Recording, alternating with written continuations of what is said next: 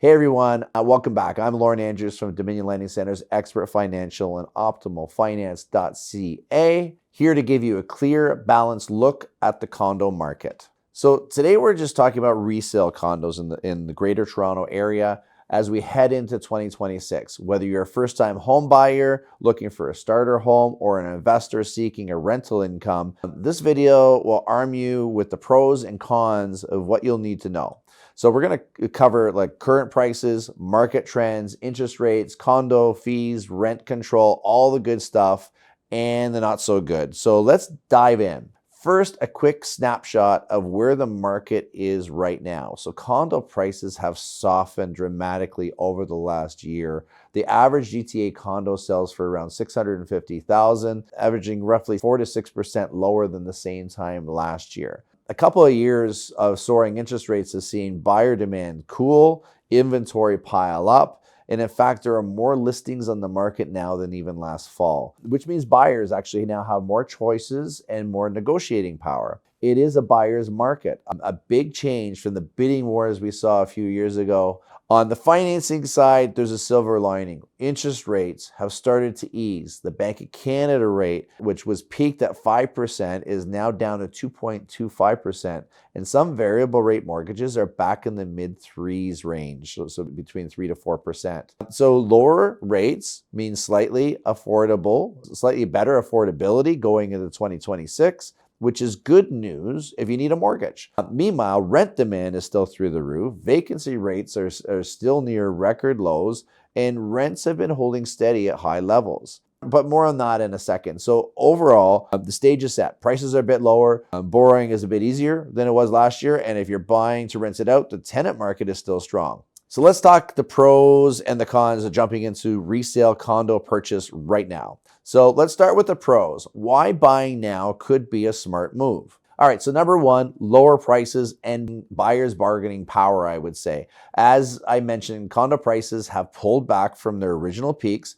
For first-time home buyers, that's a huge plus, okay? Your entry point is a bit more affordable. You're not grappling with 20 offers on the same unit like in 2021. Instead, you can take your time, compare your options, and even negotiate on price or conditions. Think inspection, longer closing. Sellers know buyers have more choice, so now you might get repairs done or fees covered as part of the deal. The softer market can literally save you thousands and a lot of stress on your first home purchase. Number two, future appreciation potential. So buying during quieter market can pay off when things rebound. Many real estate experts see this dip as the foundation for the next growth cycle. And why? Toronto still has a housing shortage and a growing population. So CMHC points out that the GTA isn't actually overbuilt. In fact, there's a structural housing shortage that should help clear any inventory once the market recovers. Let me give you a translation. So the current glut of listings is likely temporary.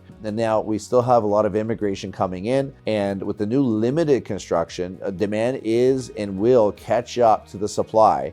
In 2025, in fact, there's a lot of condo projects that actually got canceled or turned into rentals due to slow sales, which means fewer new condos will hit the market for sale in a few years. So if you buy a resale condo today, you could face less competition from new builds later on. Real estate history has showed us that after every slowdown, the market has bounced back strong. So if you are a first-time home buyer, that potential appreciation could be your ticket to build equity. In 5 to 7 years, you might leverage that increased value of your condo, plus the equity you've been paying down on your mortgage, to upgrade to a house or a bigger place. Buying in a down cycle and selling in an up cycle is how many people climb the property ladder. And this could be that opportunity. Number three, strong rental income. So from an investor standpoint, now investors, and hey, maybe first-time homebuyers, listen up, because you might one day become landlords too.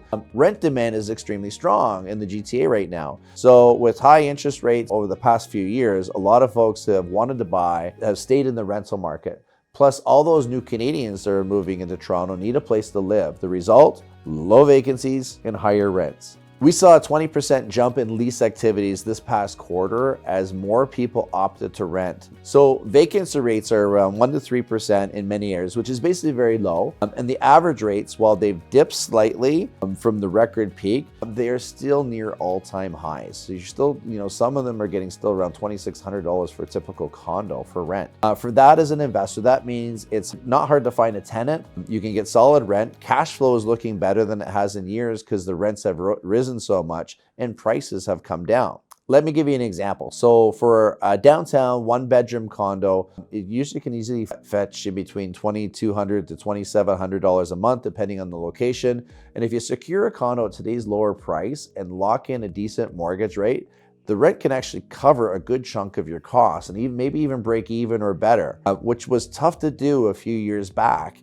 And, if you remember all those new canceled condos we mentioned, developers are switching to building rentals, but even that won't fully meet the demand. All this points to rent staying strong long-term, which is good news if you're aiming for steady income and eventual capital gains. Number 4, we got immediate use with less uncertainty. With resale condos, what you see is what you get. Unlike pre-construction, there's no waiting for 4+ years for the building to be finished. There's no risk of the project being canceled midway through. And a lot of pre-con buyers have recently got unpleasant surprise. You now get the keys in your hand relatively quickly. You can move in and rent it out right away. You also have the benefit of reviewing the condo's status certificate, the financial health of the building, before even firming up your deal. So knowing if the building has a strong reserve fund or any big maintenance issues looming is very, very important as well. So this transparency is a big pro. You can avoid buildings with crazy low reserves or impending special assessments. So in short, resale condos actually offer more certainty, and they come with bonuses like existing upgrades or including parking that you might pay extra for a new build.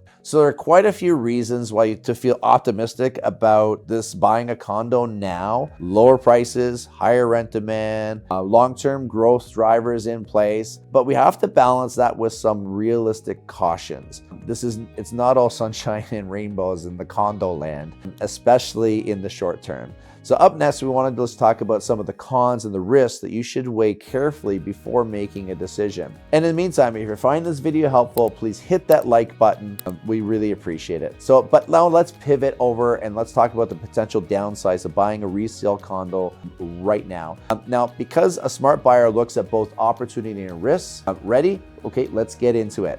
So here's the cons and things to watch out for. Number 1, higher interest rates. So higher carrying costs short term. Yes, rates have dipped from their peak, but borrowing isn't cheap. So mortgage rates are still higher than the ultra low levels of a few years ago. As of now, like a 5-year fix is roughly in the mid 4s, and variable rates have staggered down to below 3%, maybe 4% around there. So that could mean higher monthly payments. So first time buyers, you might feel this is affordable. The stress test still applies. So if you have to qualify, you always qualify at 2% above your rate. Investor rates can mean negative cash flow if your rental income might not cover mortgage rates and fees entirely. So before you buy, run your numbers with a realistic interest rate and be sure that you can carry the condo even if the rates tick up a little bit at renewal. So basically, don't bank on the big rate drop saving you. Plan for today's rates, okay? The Bank of Canada has signaled it's cautious about cutting further if inflation remains above target.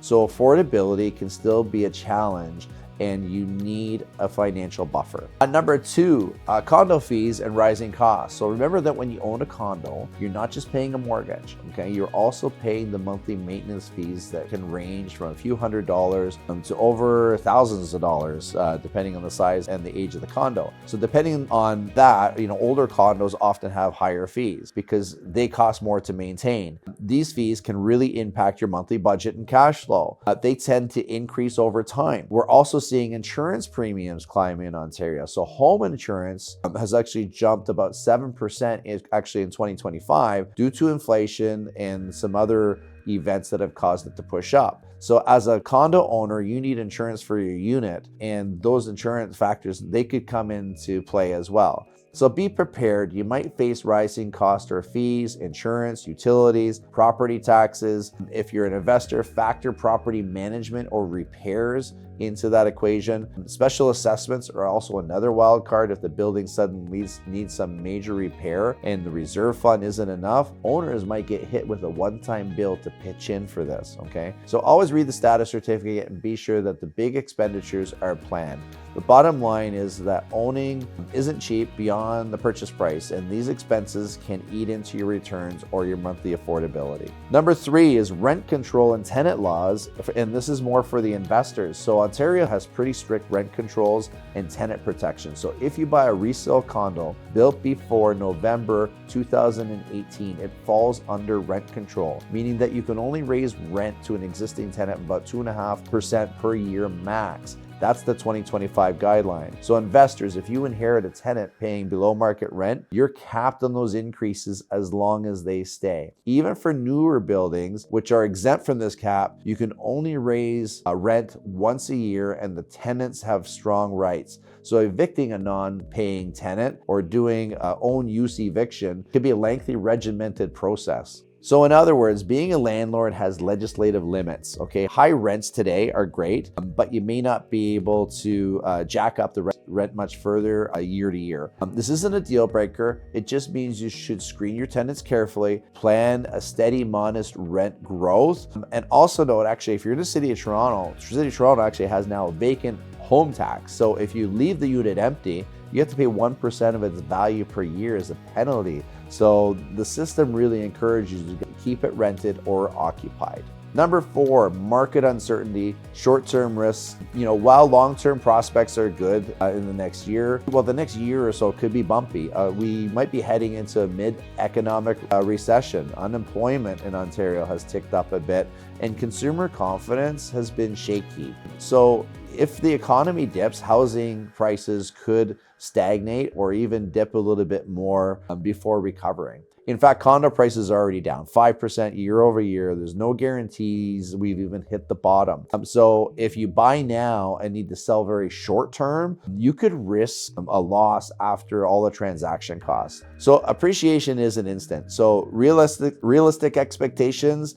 the condo might not gain a lot of value in the next few quarters, okay? Experts predict stabilization through winter and a gradual recovery as we head into 2026, but it's not a rocket ship, okay? So make sure you're comfortable holding onto that property for a few years. And for first-time homebuyers, that means buying a place that can suit your needs for, let's say, for the next 3 to 5 years at least. For investors, ensure you have the reserves in case there's vacancies or repairs during a slow market. Also consider location carefully. Not all condos perform equally. Established downtown locations, for example, are holding value better, okay? Whereas some of the outer areas, a flood of new condos might have seen some more price pressure. So if you choose wisely, a quality building in a high demand area, you might mitigate that risk. But always go with your eyes open. Short-term volatility is part of real estate. So all that said, the fundamentals like population growth, limited housing supply, and Toronto's strong job market, for example, point to growth in property values over time. But remember, Toronto is one of the most resilient real estate markets in North America. Prices today are lower than last year, but this correction has improved affordability and opened a rare buying window. As one report put it, those who act strategically during transitional periods often find themselves best positioned when momentum returns. So that said, experts also warn not to overextend yourself. So plan for financing stress, pick quality over cheap, and think long term. If you do that, buying a condo now could look like a brilliant move in hindsight.